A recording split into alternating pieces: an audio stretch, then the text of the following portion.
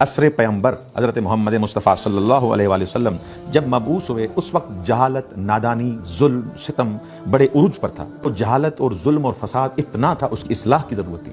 نبی اکرم صلی اللہ علیہ وآلہ وسلم مبعوث ہوئے، وہ اس معاشرے میں آئے تاکہ وہ اس گندگی سے، وہ جو سسٹم انہوں نے تباہ کیا ہوا تھا، خداوند متعال کی جو سارے احکامات تھے ان کو جو پامال کیا ہوا تھا، وہ جو جہالت اس میں پھیلی ہوئی تھی، وہ جو اس ٹائم اس خواتین کا کوئی حرمت نہیں تھی، کوئی احترام نہیں تھا، نہ باپ کا احترام تھا، نہ بیٹے کا احترام تھا، نہ بیٹی کا احترام تھا، بیٹیوں کو درگور کر دیتے تھے، دفن کر دیتے تھے.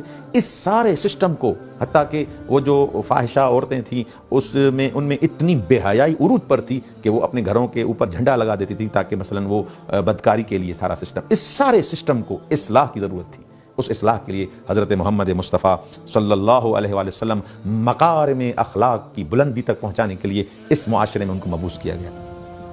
جب مولائے متقیان علی ابن ابی طالب علیہ السلام کے دور حکومت، جو ظاہری حکومت کا جو سسٹم تھا، اس میں آپ خود اندازہ لگائیں کہ کتنی خرابیاں پہلے ہو چکی تھی. رسول خدا کے بعد وہ سارا معاشرہ کس انداز سے گزر رہا تھا. مولائے متقیان نے اس سسٹم کو صحیح کرنے کے لیے کئی اقدامات کیے. بنی امیہ نے اتنا سسٹم خراب کر دیا تھا کہ جو چاہنے والے تھے اہل بیت علیہ السلام کے، ان کے گھر کو ویران کر دینا، ان کو قتل کر دینا، یہ تاریخ بھری پڑی ہے.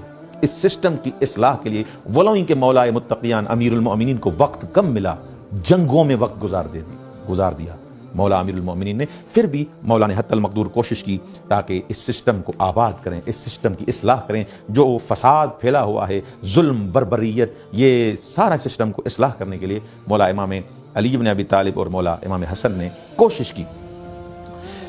عصر امام حسین جو ہمارا ابھی ٹاپک ہے، جس کے بارے میں گفتگو کر رہے ہیں، ایک ایک امام کے بارے میں گفتگو کریں گے تو وہ پھر اس میں ہی مخصوص ہو جائے گا. لیکن ابھی ہمارا جو ہدف ہے گفتگو کا، جو ہمارا عنوان ہے، وہ ہے امام حسین علیہ السلام کے قیام کے اہداف. مولا کی زندگی کو دیکھیں. جب مولا کا جو امامت کا دور ہے، اس ٹائم جو معاویہ اس دنیا سے چلا جاتا ہے اور یزید تخت پہ آتا ہے، اس ٹائم آپ جانتے ہیں کہ الناس علی دین ملوکہم، لوگ تو بادشاہوں کے دین پہ ہوتے ہیں نا. کہ بادشاہ اگر شرابی تو شراب پینے سے اگر وہ نہیں گھبراتا، زنا کرنے سے وہ نہیں گھبراتا، قمار بازی سے، جوا سے، ان چیزوں سے اگر بادشاہ ہی رائج کرے زمانے میں تو لوگ وہی کرنا شروع کر دیں گے. اچھا، اس سے بڑی جو بدتر بات ہے وہ یہ ہے کہ دین کے نام پر وہ اپنے آپ کو امام کہلوا رہا تھا، علیہ باللہ خلیفۃ المسلمین کہہ رہا تھا کہ میں خلیفہ ہوں، یہ ہوں، وہ سب کچھ میں ہوں، اور یہ ساری چیزیں کہہ کر فساد پھیلا رہا تھا. سب چیزیں کہہ کر یہ شراب پی رہا تھا. اب اس سسٹم کو جو اتنا فاسد معاشرہ ہو چکا ہے، ایک مصلح کی ضرورت ہے.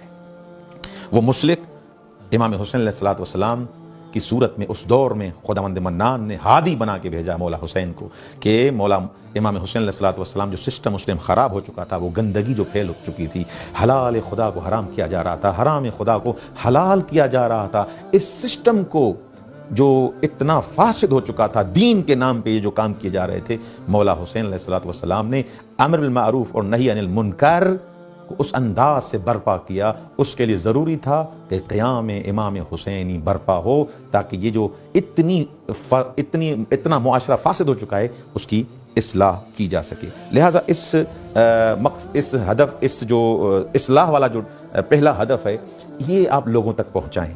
جو خاص کر کے جو ہمارے عشرے پڑھنے والے جو دوست ہیں، جو واعظ ہیں، خطیب حضرات ہیں، مولوی حضرات ہیں، علماء ہیں، بزرگان ہیں، جو یہ خاص کر کے محرم میں مولا حسین کے اہداف کو بیان کریں کہ مولا کے قیام کا جو پہلا ہدف تھا وہ اصلاح تھا.